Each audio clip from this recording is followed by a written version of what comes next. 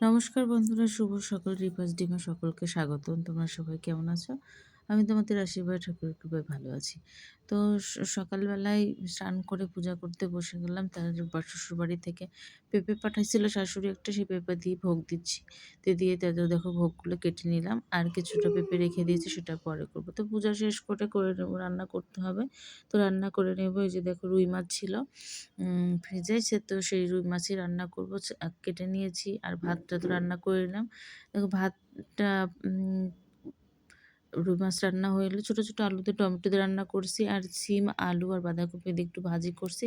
এই হচ্ছে দুপুরের খাওয়া দাওয়া। কারণ ভিডিওটা অনেকটা শুরু করেছি, পরে সোহাগের জন্য ভাত রান্নার ছিল, ও বলতেছে না এসে খাবো, সে কারণে আর ওটাও আমরা সবাই মিলে খাওয়া দাওয়া করে নিলাম। তো এই হচ্ছে আমাদের দুপুরের খাবার। সকালবেলা তো খাওয়া হয় না, কাজও ছিল আমার অনেক। তো খাওয়া দাওয়া কাজ টাজ করতে কিন্তু অনেকটা বেলা হয়ে গেল, আর আমার ক্লান্তও লাগতেছিল। ভাবলাম একটু রেস্ট নিই, কারণ কালকে যে কোথায় কত কি কাজ করছি সেটা আমার শুনে ভিডিও করা হয়নি, কিছুই করা হয়নি। মানে সময়ই হয় নাই। তো যাই হোক, এখন মাথাটাও কেমন যেন প্রচণ্ড ধরছে। মানে প্রচণ্ড মাথা ব্যথা করতেছে। তো একটু রেস্ট না নিলে যেন আর পারতেছি না। আর মাঝে এত কাজের চাপ পড়ে, তো কি করা? তো ভাবতেছি বিকালবেলা একটু ভিডিও করব, মানে সন্ধ্যায়।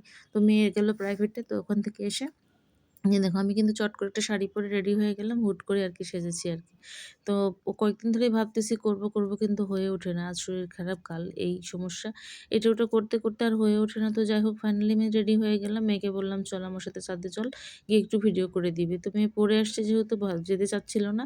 তারপরে যাই হোক জোর করে নিয়ে আসলাম। ওকে টেনে নিয়ে আসলাম। কোনোমতে কোনো রেডি হওয়া নাই।